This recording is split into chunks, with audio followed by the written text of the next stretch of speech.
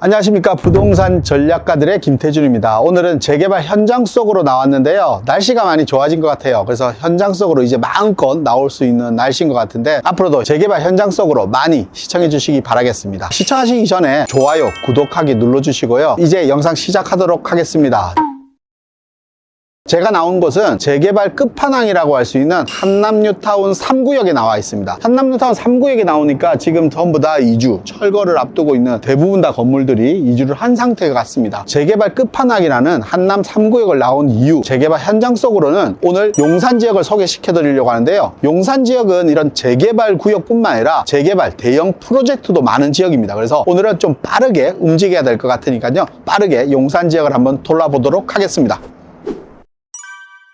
용산은 이렇게 재개발이 가장 시급한 지역입니다. 한남 3구역, 그러니까 한남 뉴타운 자체도 재개발이 빨리 진행되었어야 되는데도 불구하고 시간이 많이 지체되었죠. 용산의 주변 지역 재개발들도 아마 빠르게 이제 움직이지 않을까 이런 생각이 들고, 용산 같은 경우는 서울을 글로벌 도시 위상으로 올리기 위해서는 용산 개발이 시급하다라고 할 수 있습니다. 그래서 용산 같은 경우는 굵직굵직한 프로젝트, 그러니까 개발 프로젝트가 많은 지역이 용산인데요, 오늘 이 시간에는 굵직굵직한 개발 프로젝트가 있는 지역들 보면서 어떤 개발들이 진행되고 있고 어떻게 진행되는지, 그에 따른 가치는 어떻게 움직이는지도 한번 같이 보도록 하겠습니다. 용산에서 가장 대표적인 개발 사업이라고 하면 아마 용산민족공원이 손꼽히지 않을까 싶습니다. 지금 용산민족공원이 생기는 이 중간 지점에 전쟁기념관 앞에 지금 서 있는데요, 용산 민족공원이 생기는 지역에 우리가 대통령실도 이전을 해서 있죠. 그만큼 이 지역은 전 세계 대표 도시로 성장하기 위한 하나의 발걸음이 아마 이 용산 민족공원 개발이 첫 번째가 아닌가 싶습니다. 전 세계적으로 보면 도시의 가치가 상승하는 지역은 아마 숲세권, 대형 공원을 끼고 있는가 여부가 아마 도시 부동산 가격 가치에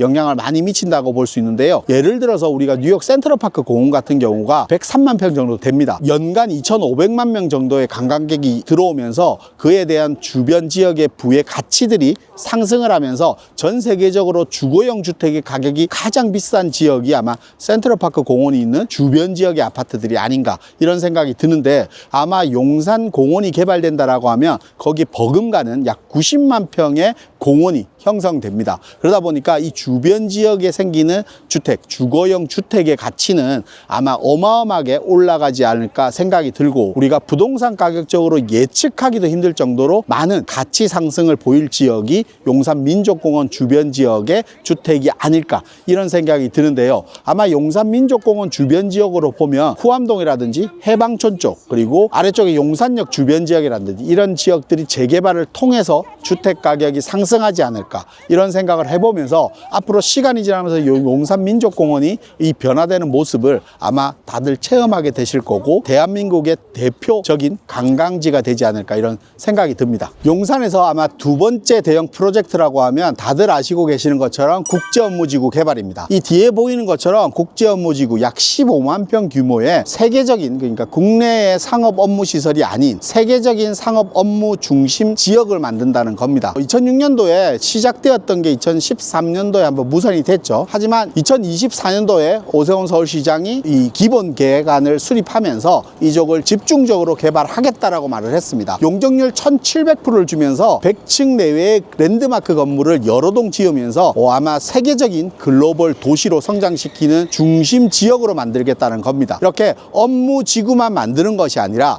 주변 지역으로 업무와 주거, 상업, 그리고 문화까지 즐길 수 있는, 그리고 공원, 녹지축까지 만들면서 용산 민족공원과 연계되는 녹지축으로서 공원까지 조성하면서 아마 직주락을 갖추는, 우리가 말을 많이 합니다. 이 직주락을 갖춘 지역으로 변모시키겠다는 게 이 아마 국제 업무지구가 아닌가 이런 생각이 드는데요, 아마 이 지역이 완성된다라고 하면 뉴욕 허드스강 주변 지역의 약 4배가량 규모의 큰 규모로 개발된다고 볼 수 있는데요, 용산 지역이 바뀌기보다는 우리나라 부의 축이 아마 이동한다, 용산 국제업무지구 중심 지역으로 아마 이동한다고 볼 수 있을 정도로 대형 프로젝트가 아닌가 싶습니다. 부의 이동이 된다는 것은 그만큼 주변 지역 부동산 가격 영향도 아주 크게 미친다라고 볼 수 있으니까, 아마 부동산 가치적으로도 이 국제업무지구가 아마 가장 큰 개발 계획이 아닌가 이런 생각이 들면서 두 번째 프로젝트를 찾아봤는데요, 이제 세 번째 프로젝트로 한번 옮겨보도록 하겠습니다. 용산 개발 계획 중에 세 번째라고 할 수 있는 게 아마 이 철도 지하 사업입니다. 용산은 이 철도를 기준으로 동과 서가 나눠져 있습니다. 그러다 보니까 이 좀 분리된 느낌이 들죠. 그리고 용산이 개발된다라고 보면 용산 전체가 개발되기보다는 좀 더 세분화돼서 개발된 계획으로 좀 보일 겁니다. 아마 용산민족공원 개발이라든지 그리고 오른쪽에 주택 재개발로 인해서 생기는 부분이라든지 이게 좀 분리된 느낌이 좀 드는데요. 이번 1월 31일자로 철도 지하화 통합개발법이 시행되었기 때문에 기본 틀은 이제 갖춰졌다라고 볼 수 있습니다. 이제 이 철도가 지하로 내려가면서 이 상부 지역을 녹지 축과 여러 가지 개발 사업으로 통해서 이 부분이 전체적으로 변한다라고 볼 수 있는데요. 그 부분보다 용산 전체가 좀 더 단일화되어 있고 통합된 개발로서 갈 수 있는, 용산이 하나로 뭉쳐진다는 의미에서는 아마 철도 지하 사업이 용산 대형 프로젝트 개발의 세 번째지 않을까 이런 생각이 드는데요. 아마 용산 철도 지하 사업이 용산 전체 부동산 가격에 미치는 영향은 아마 어마어마하게 클 것이다. 주변 개발보다는 주택에 대한 개발과 전체적인 개발 사업이 되는 지역과의 이 분리 상태가 합해져 있기 때문에 주거의 용도로서는 충분히 가치가 더 높아질 수밖에 없다 이렇게 봅니다. 아마 주택 재개발 사업이라든지 용산 민족공원 개발이 아마 되었다 하더라도 이 철도가 그대로 있는 한에는 이 부분이 자유롭게 이동되는 것이 좀 더 부족해 보일 겁니다. 그렇기 때문에 이 부분이 지하에 내려감으로써 발생하는 주택의 가격의 상승은 아마 어마어마하게 클 것이다라고 판단돼서 용산 세 번째 대형 개발 사업이 아닌가 이런 생각이 듭니다. 용산의 네 번째 프로젝트는 용산역과 서울역에 대한 역세권 개발입니다. 철도 지하가 되고 또 그리고 용산역 지역 같은 경우는 국제업무지구와 연계되면서 용산역에 대한 개발입니다. 서울역과 용산역 같은 경우는 서울의 시작점이라고 볼 수 있습니다. KTX 광역철도가 있기 때문에 아마 서울을 올라오게 되면 수서역도 있지만 실질적으로 용산역과 서울역을 기점으로 해서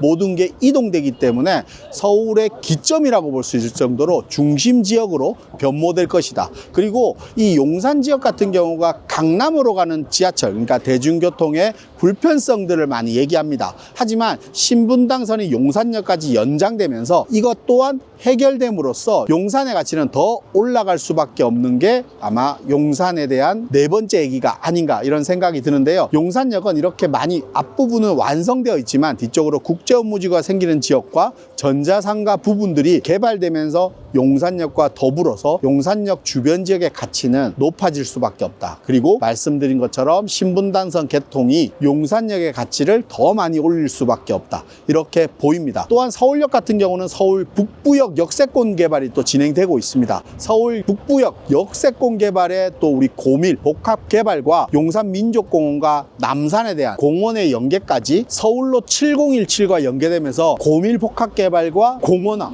그리고 서울역에 대한 역세권 개발까지 이루어지면서 서울역 주변 지역으로는 아마 용산역처럼 또 변모되는 모습을 보일 것입니다. 특히 서울역 주변 지역으로는 바로 뒤쪽으로 주거 공간이라고 할 수 있는 서계동이라든지 청파동 지역이 또 재개발을 많이 하고 있기 때문에 이 서계동 청파동에 대한 재개발로 인해서 주거 공간이 생기면서 그 주변 지역까지 아마 번져갈 수밖에 없다. 그래서 서울역 역세권 개발도 용산 지역의 가치를 올리는 중요한 역할을 할 개발 계획이다. 그래서 용산에 대한 전체적인 개발 계획에서 서울역 역세권 개발이 그만큼 중요한 부분이 아닌가 이런 생각이 듭니다.